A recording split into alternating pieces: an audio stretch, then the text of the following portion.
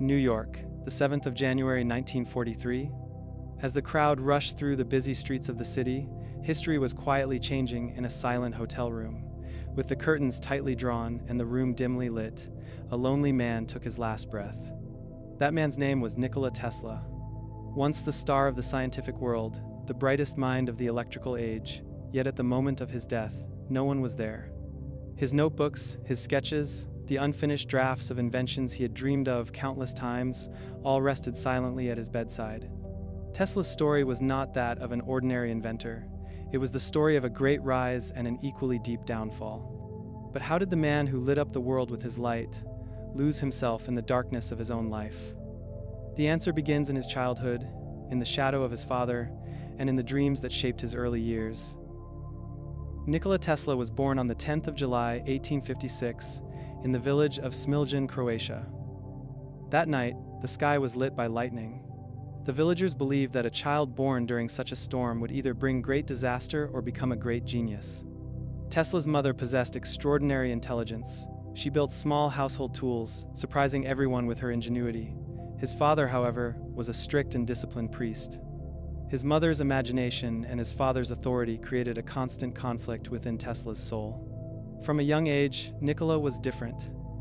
He would spend hours observing nature, building machines in his mind, and staring in awe at the lightning splitting the sky. But his imagination was not always a gift, it sometimes became torture. He experienced vivid visual hallucinations and was frightened by sudden mental images. Later, when he learned to control them, his imagination became his greatest power. Growing up in the village, he also experienced hardship. Death, illness, and poverty were always near. Tesla saw life's fragility at an early age, and this only deepened his passion for science. One day, an event changed him forever. Tesla became gravely ill. On his deathbed, his father came and said, "You will become a priest." With his last breath, Tesla replied, "If you want me to survive, let me become an engineer." In that moment, his father recognized his determination and agreed. Tesla not only chose life, but also changed his destiny. After recovering from illness, Tesla was filled with a new fire. He devoted himself to education. As a student, he would spend hours reading books, solving complex math problems entirely in his head. Once, when his teacher gave him a difficult equation, Tesla instantly gave the answer without writing anything down. The teacher suspected him of cheating, but after repeated trials, realized that Tesla could solve everything mentally. He spent most of his days in the library. Inspired by Goethe, Voltaire, mathematicians, and scientists, he became increasingly obsessed with electricity. In a world still trapped in darkness, Tesla dreamed of a future illuminated by electric light. During his university years, one of his professors lectured about the limitations of direct current motors. At that moment, Tesla envisioned an alternative solution: alternating current. That idea would later spark the great battle that changed the world. But life wasn't easy. He was forced to drop out of university due to financial difficulties and family problems. Still, he never lost hope. His mind carried visions that would one day illuminate humanity's future. Even without a degree, Tesla never abandoned engineering. He worked for various companies across Europe, installing telephone exchanges and improving electrical systems. His unique ability always drew attention. Tesla didn't just look at machines, he mentally dismantled and rebuilt them, finding their flaws and imagining better versions. Yet Europe was too small for his ambitions. His greatest dreams required a bigger stage. That stage was the United States of America. In 1884, with only a few coins in his pocket, a letter of recommendation, and a mind full of ideas, Tesla set sail for New York. Waiting for him there was the man who would define his fate, Thomas Edison. When Tesla entered Edison's office, he was excited. Edison was already hailed as the inventor of the light bulb, the great American genius. Tesla explained his motor designs. Edison listened with a smirk, but noticed the determination in the young man's eyes and gave him a job. Tesla worked day and night without rest, improving Edison's machines and making them far more efficient. Edison was impressed, but when the time came for the promised reward, Edison refused to pay. He dismissed Tesla's frustration with a sneer. "You don't understand American humor." For Tesla, this was more than disappointment. It was the realization that Edison's understanding of science was rooted in profit, while his own was rooted in benefiting humanity. From then on, their paths diverged. What followed would go down in history as the War of Currents. Edison championed direct current, Tesla fought for alternating current. After breaking away from Edison, Tesla founded his own company. But investors didn't trust him.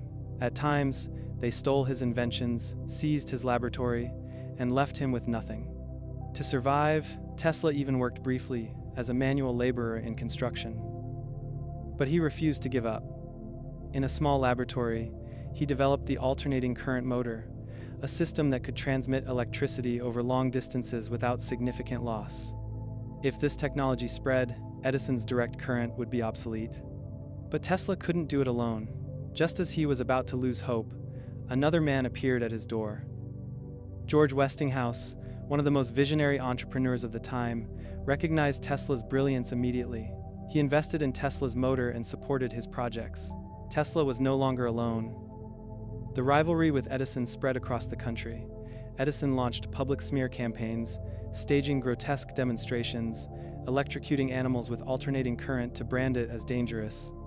He even promoted the electric chair using AC. Tesla, however, pressed on. In 1893, the Chicago World's Fair was illuminated entirely by his system. Visitors were awestruck as night turned into day.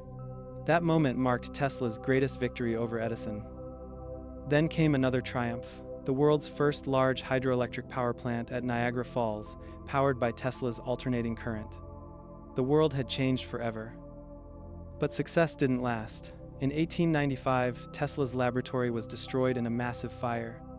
Years of work, inventions, and notes were reduced to ashes. Heartbroken, Tesla confided to a friend, "My life's work is gone. I feel as if I had burned with it." Still, he started again. He experimented with wireless electricity, radio waves, and even invented the remote control. Yet others often took the credit. Marconi was hailed as the inventor of the radio, and Tesla's name was forgotten.